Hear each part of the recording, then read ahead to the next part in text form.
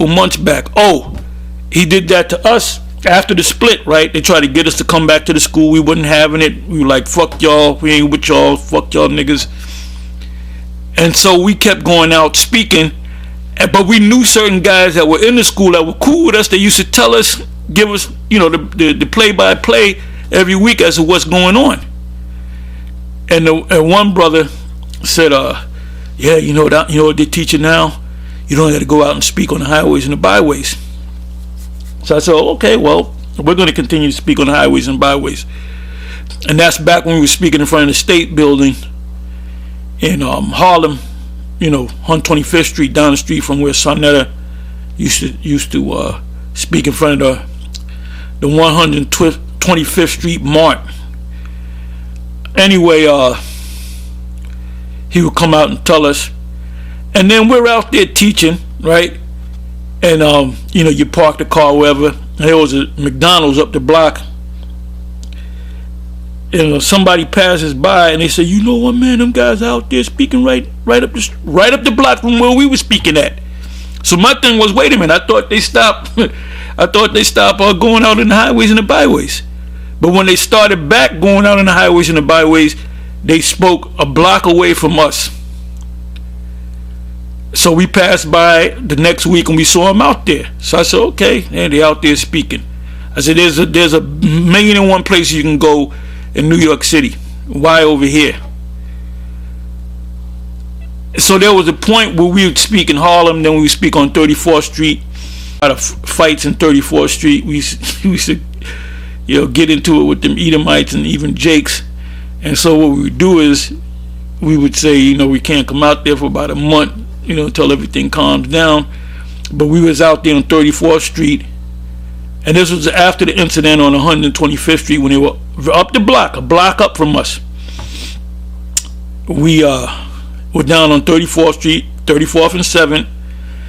Then a brother, I guess he went up the block and he said, you got a camp up there. It looked like Nate and them is up there. What, Nate wasn't there, Yasha wasn't there, but there was some other brothers that were under them that they had set up a camp up the street, but they made sure they were hidden behind. Back then they had newspaper stands, so they were kind of hidden behind it, so if we walked past it we wouldn't see them. So the next week come around, then I said, well, let's go up there and see if they are. We walked up there, it was maybe 3 or 4 of us, and they were, lo and behold, they were up there, and the guy that led the camp was the California Raisin, and basically we started cursing them dudes out. I think we were saying, because they were pushing that law stuff, and I think I said, do you keep all the law? Do you keep all the law? Because their mantra was the law, the law, the law. And they were saying, we try to keep the law. Then he called, I believe, Yasha, and he said, yeah, the Harlem's up here, man. And there was like 3 or 4 of us, and there was about, 10 or 12 of them.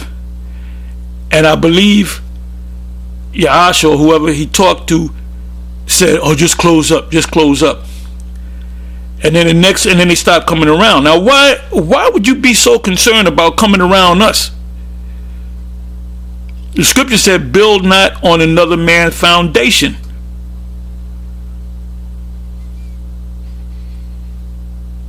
Now, let's say we spoke at a place and we stopped speaking there, and you come over there, okay, that's all and good. Why would you speak a block away from us? What is it? Are you losing sleep, Nate?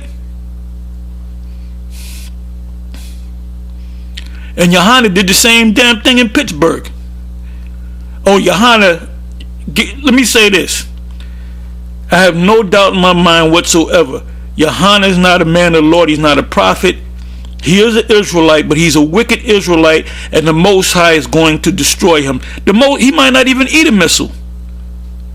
The Most High might do a comfy on his ass.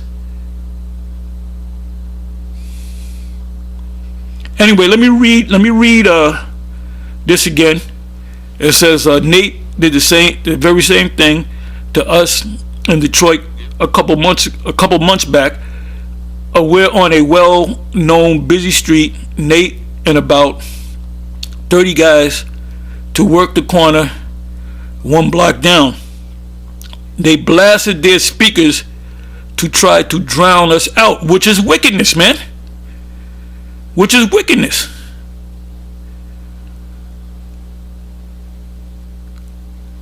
whoever their camp head was sent 2 lower ranking members to apologize, half assed.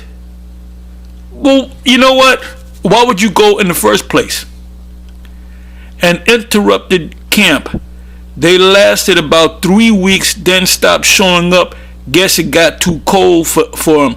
On another thing, Nate, if it's a cold climate, wherever state, they don't got to go out and speak. A lot of those guys, they go out for a number of years, then they stop speaking. I guess you can graduate. You graduated from speaking, so you let these newer guys speak. Well, guess what? I'm out there. I'm going to be out there the rest of the winter. I'm going to have to bear that cold.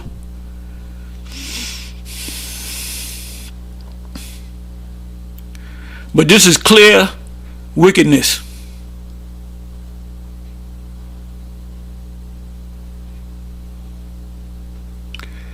Now let me give you the precept.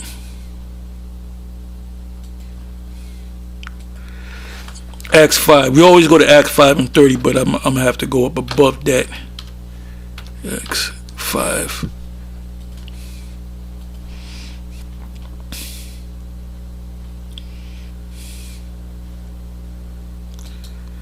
Wait a minute.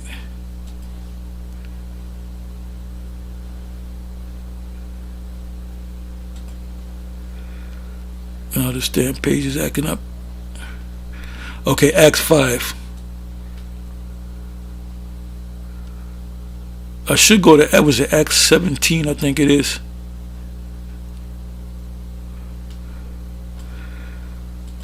Let me go to Acts 17. Let me go to Acts 17.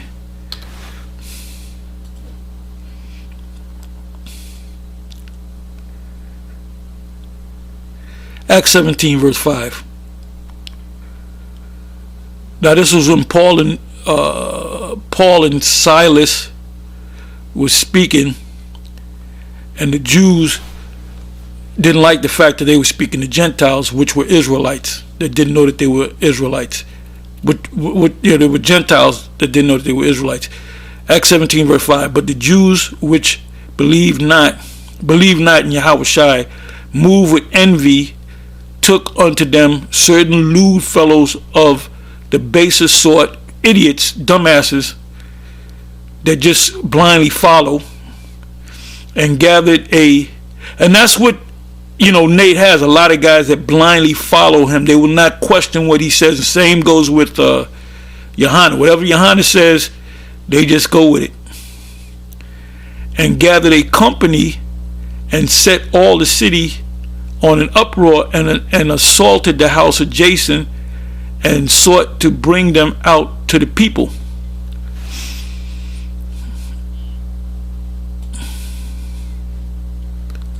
And let me come back to Acts 5. I don't want to read the whole chapter, but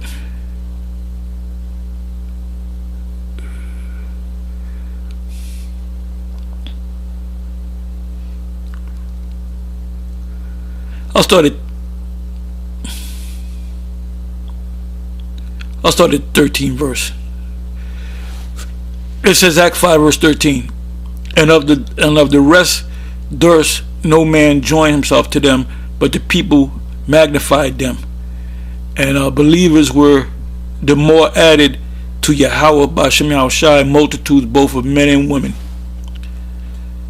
So they began it, this ministry, Yahushua's ministry, began to grow, and it grew to 5,000. Now, did Peter and them say, "Oh, we got 5,000 men, let's go look for them wicked scribes and Pharisees and beat the shit out of them"? No, they didn't do that. So this is just showing you that the IUIC and ISUPK, the spirit is not dealing with them. Another thing, Nate, and he can address this, that one of his men out of IUIC Mississippi, I believe, and I listened to the video, he told an Edomite, he said that the Samaritan woman at the well was an Ephraimite. I said, wrong. Look, he no longer teaches about Yahweh Shai. He called him Jesus the Christ. It says in 15 verse, Acts 5 verse 15, insomuch that they brought forth the sick into the streets and laid them on beds and couches, that at the least the shadow of Peter passing by might overshadow some of them. Oh, and Peter also raised the dead. Read about Dorcas, a sister. She died, and Peter raised Dorcas back up through the power of Yahweh B'Shem Yahushua B'Shem Rakakwadash. It says in 16 verse, there came also a multitude out of the cities around about unto Jerusalem, bringing sick folks and them which were vexed with unclean spirits, and they were healed every one. So you got them wicked scribes and Pharisees seeing this.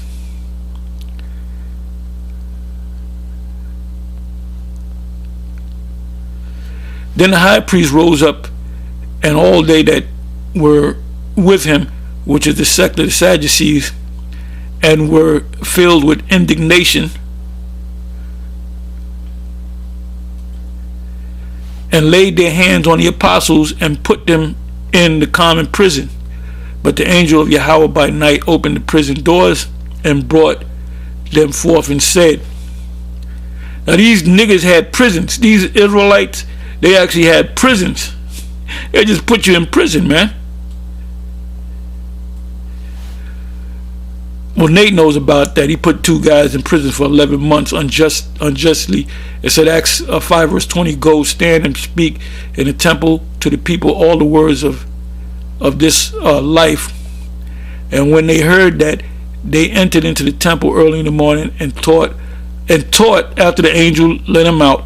But the high priest came, and they that were with him, and called the council together, and all the senate. And by the way, senate means a gathering of elders. That's why Esau has a senate. You know, the senate is always some old ass crackers, which goes back to the Roman Empire, of the children of Israel, and sent to the prison to have them brought. But when the officers came and found them not in the prison, they returned and told, saying, the prison truly found we shut with all safety, and the keepers standing without before the doors. But when we had opened, we found no man within. 24th verse, Acts 5 verse 24. And when the high priest and certain of the temple and the chief priests heard these things, they doubted of them whereunto this would grow. What would grow? The truth, like it's growing now. Then came one and told them, saying, behold, the men whom ye put in prison are standing in the temple and teaching the people. 26th verse. Then went the captain and the officers and brought them without violence, for they feared the people, lest they should have been stoned, because the people were believing. And when 27th verse, and when they had brought them, they set them before the council, and the high priest asked them, saying, did not we straitly command you that ye should not teach in his name? They didn't want that. They didn't want them to teach in his name, Yahweh B'Shem Yahushai. And behold, ye have, and you guys out there go for Sakari and the rest of y'all, stop saying Christ. You can say the Messiah, you can say the Almighty. You can say every once in a while, you can say Yahweh B'Shem Yahushai, because we supposed to exalt his name. The 24 elders, which are angels in heaven, they exalt the Most High's name around the clock.